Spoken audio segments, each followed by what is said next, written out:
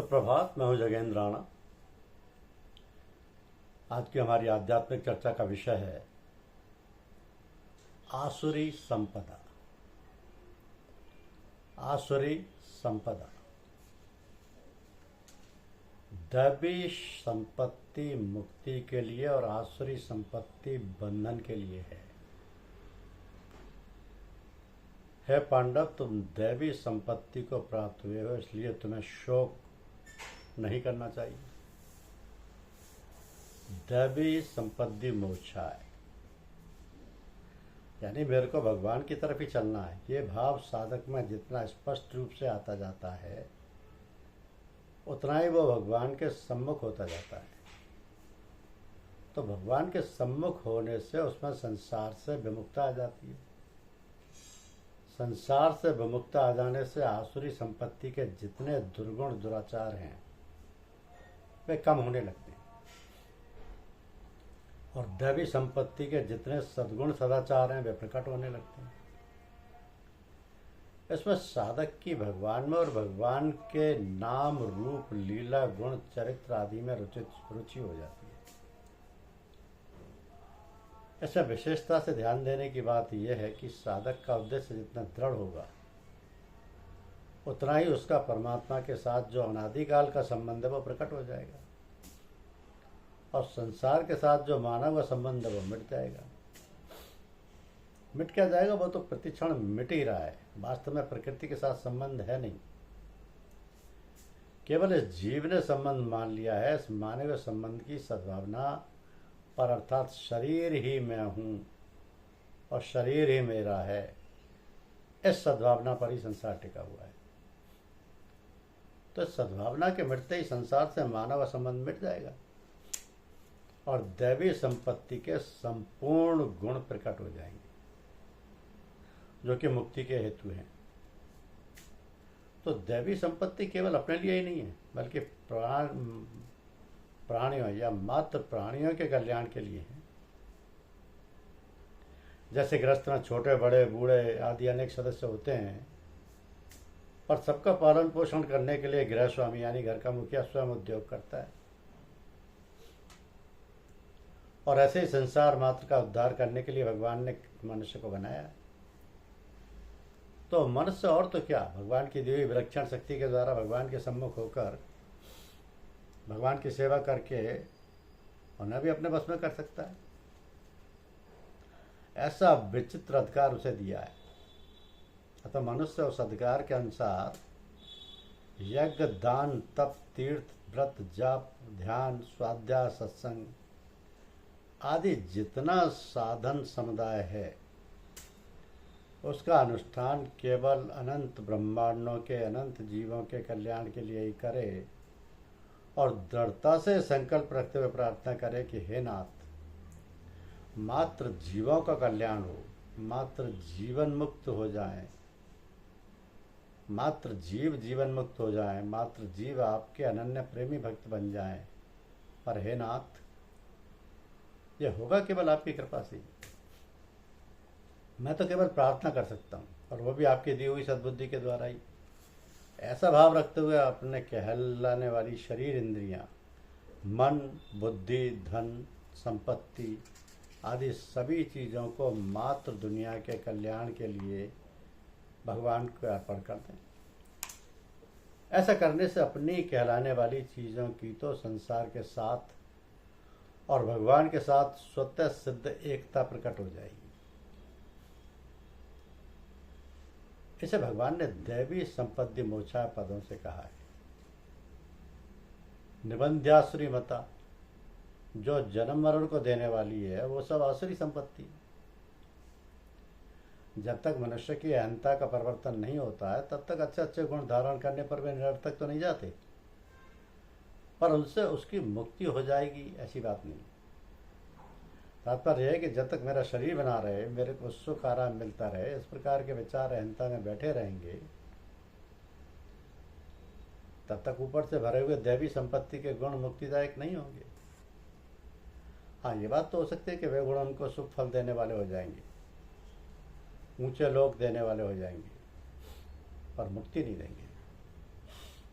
जैसे बीज को मिट्टी में मिला देने पर मिट्टी ही, जल, हवा, धूप, ये सभी उस बीज को ही पुष्ट करते हैं। आकाश भी उसे अवकाश देता है। बीज से उसी जाति का वृक्ष पैदा होता है और उस वृक्ष में उसी जाति के फल लगते हैं। ऐसे ही अहंता यानी मैंपन में संसार के संस्कार रूपी बीज रखते हुए जिसे शुभ कर्म को करेंगे, वह शुभ कर्म उन बीजों को ही पुष्ट करेगा और उन बीजों के अनुसार ही फल देगा। तात्पर्य यह है कि सकाम मनुष्य की अहंता के भीतर संसार के जो संस्कार पड़े हैं, उन संस्कारों के अनुसार उसकी सकाम साधना में अणिमा, गरिमा आदि सिद्धियां आएंगी। उसमें और कुछ विशेषता भी आएगी तो वह ब्रह्मलोक आदि लोकों में जाकर वहां के ऊंचे ऊंचे भोग प्राप्त कर सकता है, पर उसकी मुक्ति नहीं होगी। अब प्रश्न यह होता है कि मनुष्य मुक्ति के लिए क्या करे। उत्तर यह है कि जैसे बीज को भून दिया जाए या उबाल दिया जाए तो वह बीज अंकुर नहीं देगा।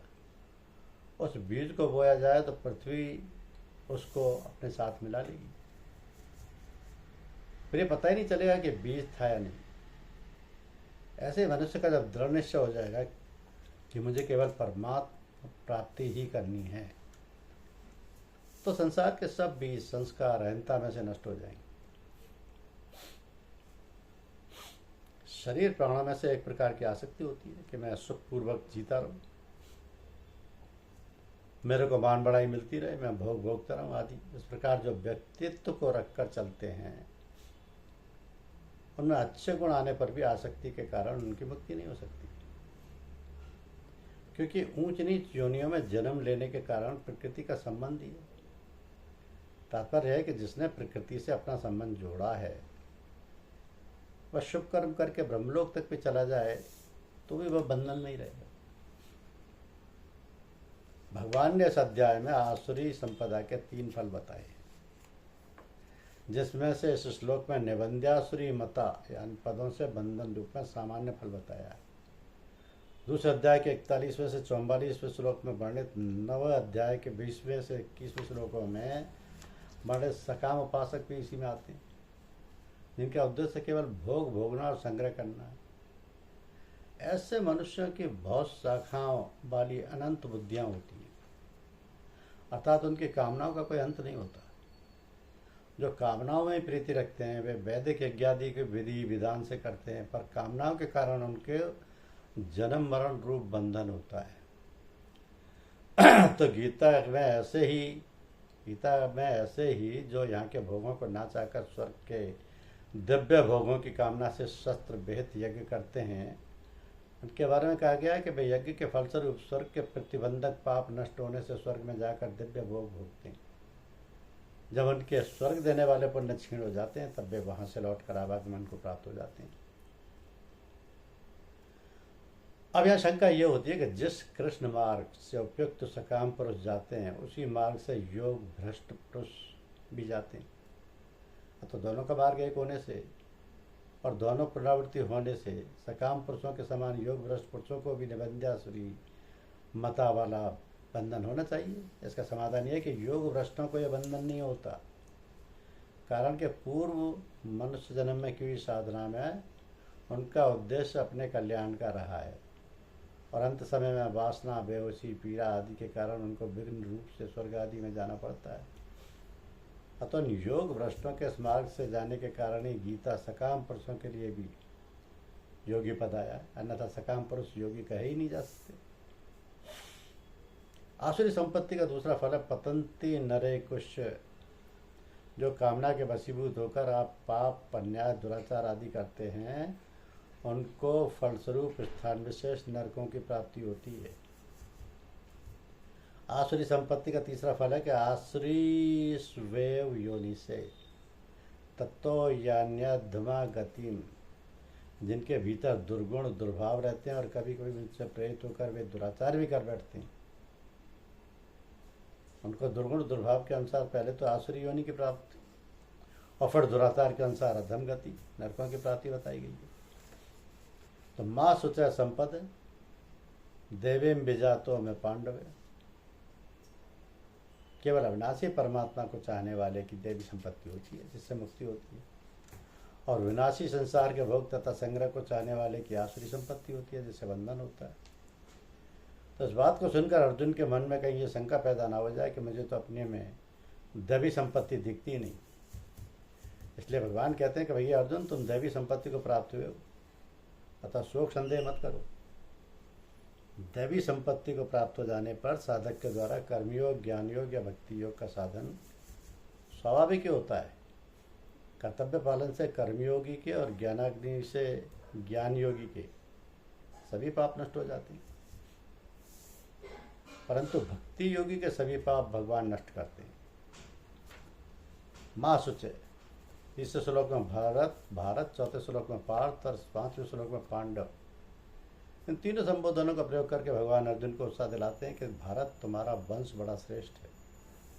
पार्थ, तुम उस माता के पुत्र हो जो वैर भाव रखने वालों की भी सेवा करने वाली है।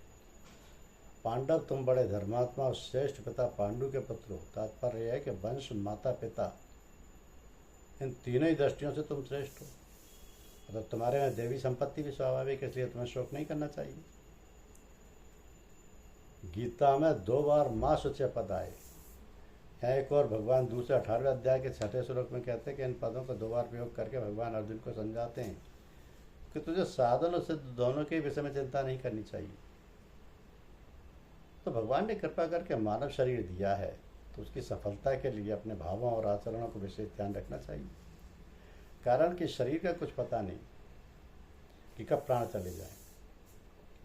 ऐसी अवस्था में जल्दी से जल्दी अपना उद्धार करने के लिए देवी संपत्ति का आश्रय और आसुरी संपत्ति का त्याग करना बहुत आवश्यक है। दैवी संपत्ति में देव शब्द परमात्मा का वाचक है और उनकी संपत्ति दैवी संपत्ति कहलाती है। तो देवश्य देवी, परमात्मा का ही अंश होने से जीव में दैवी संपत्ति स्वतः स्वाभाविक है। जब जीव अपने अंशी परमात्मा से विमुख होकर जड़ प्रकृति के सम्मुख हो जाता है, अर्थात उत्पत्ति विनाशशील शरीरादि पदार्थों का संग तादात्म्य कर लेता है, तब उसमें आसुरी संपत्ति आ जाती है। कारण कि काम, क्रोध, लोभ, मोह, दम्भ, द्वेष आदि जितने भी दुर्गुण दुराचार हैं, वे सब के सब नाशवान के संग से ही पैदा होते हैं। तो जो प्राणों को बनाए रखना चाहते हैं, प्राणों में ही जिनकी रीति है, ऐसे प्राण पोषण परायण लोगों का वाचक असुर शब्द है। असुसु प्राणेशु रमन्ते इति असुरा। इसलिए मैं सुखपूर्वक जीता रहूँ, ये इच्छा आसुरी संपत्ति का खास लक्षण। तो दैवी और आसुरी संपत्ति सब प्राणियों में पाई जाती है। ऐसा कोई भी साधारण प्राणी नहीं जिसमें दोनों संपत्तियां ना पाई जाती हैं। आज में जीवन मुक्त तत्वज्ञ महापुरुष तो आसुरी संपत्ति से सर्वथा रहित हो जाते हैं, पर दैवी संपत्ति से रहित कभी कोई हो ही नहीं सकता। जीवन मुक्त महापुरुष नाशवान से असंग होकर अविनाशी परमात्मा में स्थित हो जाते हैं। इसलिए उनमें जीने की आशा और मरने का भय नहीं रहता। सत्य स्वरूप परमात्मा में स्थित होने से उनमें सद्गुण सदाचार स्वतः स्वाभाविक रहते हैं। वे शुद्ध महापुरुष तो दैवी संपत्ति से ऊपर उठे रहते हैं, अतः उनमें दैवी संपत्ति के गुण स्वाभाविक होते हैं, जो साधकों के लिए आदर्श होते हैं। कारण कि जीव देव अर्थात परमात्मा का सनातन अंश है। परमात्मा का अंश होने से इसमें दैवी संपत्ति रहती है।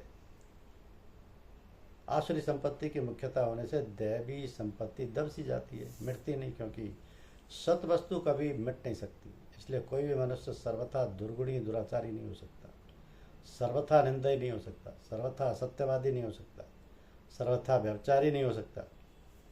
जितने भी दुर्गुण दुराचार हैं वे किसी भी व्यक्ति में सर्वथा हो ही नहीं सकते। कोई भी कभी भी कितना ही दुर्गुणी दुराचारी क्यों ना हो, उसके साथ आंशिक सद्गुण सदाचार रहेंगे ही। दैवी संपत्ति प्रकट होने पर आसुरी संपत्ति मिट जाती है, क्योंकि दैवी संपत्ति परमात्मा के होने से अविनाशी है और आसुरी संपत्ति संसार के होने से नाशवान है। आसुरी संपत्ति संसार के होने से नाशवान है। तो तात्पर्य यह हुआ कि साधक को परमार्थिक उन्नति से कभी निराश नहीं होना चाहिए, क्योंकि परमात्मा का ही अंश होने से मनुष्य मात्र में परमात्मा की संपत्ति दैवी संपत्ति रहती है। परमात्मा प्राप्ति का ही उद्देश्य होने से दैवी संपत्ति स्वतः प्रकट हो जाती है। परमात्मा का अंश होने के नाते साधक को परमात्म प्राप्ति से कभी निराश नहीं होना चाहिए, क्योंकि परमात्मा ने कृपा करके मनुष्य शरीर अपनी प्राप्ति के लिए ही दिया है। इसलिए परमात्मा का संकल्प तो हमारे कल्याण का ही है।